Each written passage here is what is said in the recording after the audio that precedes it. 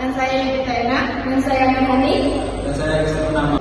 Baik, saya perwakilan dari kelompok 1 akan menjelaskan tentang teks eksplanasi.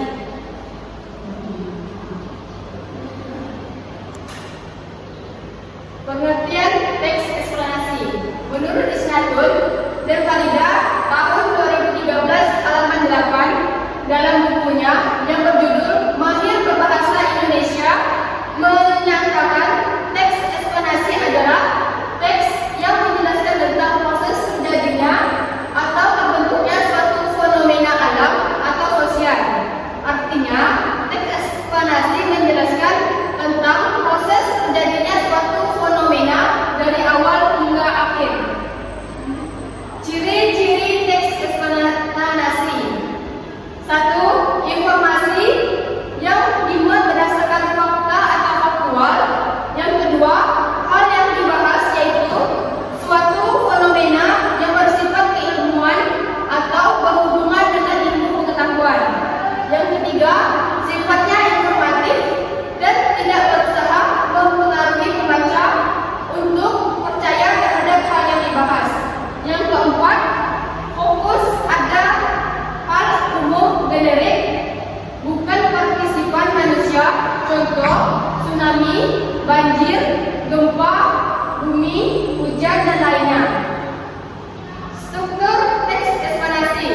Yang pertama, pernyataan umum. 2. Urutan sebab akibat. Yang ketiga, interpretasi. Yang selanjutnya, ciri-ciri kebahasaan teks eksplanasi. 1. Fokus pada hal umum, bukan partisipan manusia. Contohnya gempa bumi, banjir, hujan, dan udara. Yang kedua, memakai istilah ilmiah. Yang ketiga, dominan menggunakan kata kerja material dan relasional kata kerja aktif. Yang keempat, menggunakan konjungsi waktu dan klausul, contohnya jika, bila, sehingga, sebelum, pertama, dan kemudian. Yang kelima, menggunakan kalimat pasif. Dan yang keenam, ditulis untuk membuat justifikasi tentang sesuatu yang diterangkan secara kausal benar adanya. Selanjutnya, contoh gempa bumi.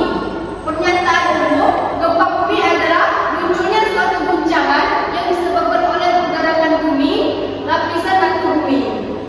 Guncangan tersebut diakibatkan oleh getaran dari dataran bumi. Getaran ini terdapat pada beberapa daerah tertentu yang kemudian mengakibatkan munculnya guncangan. Daerah-daerah tersebut merupakan daerah gunung yang aktif atau di sepanjang lautan yang cukup luas. Selanjutnya, penjelasan mengenai sebab dan akibatnya. Gempa bumi juga dapat disebabkan oleh munculnya suatu gerakan atau adanya pergeseran di lapisan dasar bumi yang sangat kuat sehingga terjadilah gempa bumi. Gempa bumi yang terjadi pada saat sangat cepat sehingga efeknya sangat terasa dan terlihat di lingkungan sekitar. Bahkan getaran bisa mencapai ke segala penjuru sehingga membuat satu bangunan menjadi rata. Tak jarang kejadian ini menyebabkan korban jiwa berjatuhan. Penyebab gempa bumi ini dibedakan menjadi dua jenis, yaitu gempa vulkanik dan gempa tektonik. Gempa vulkanik disebabkan oleh meledusnya gunung berapi dengan skala besar. Gempa vulkanik terbilang lebih jarang terjadi jika dibandingkan dengan peristiwa gempa tektonik. Gempa tektonik adalah lapisan gerak bumi yang bersifatnya lunak kemudian menimbulkan pergerakan atau pergeseran. Jika dilihat dari tectonic plate, bahwa memang ada beberapa lapisan buatan yang terdapat pada permukaan bumi. Daerah yang terdapat lapisan gerak bumi ini akan hanyut atau bahkan mengapung di suatu lapisan tertentu, sebagaimana terjadinya salju. Pergerakan tersebut sangat pelan dan akhirnya menyebabkan lapisan satu dengan lapis lainnya pecah, kemudian saling bertabrakan. Hal itulah yang menjadi penyebab dari gempa bumi.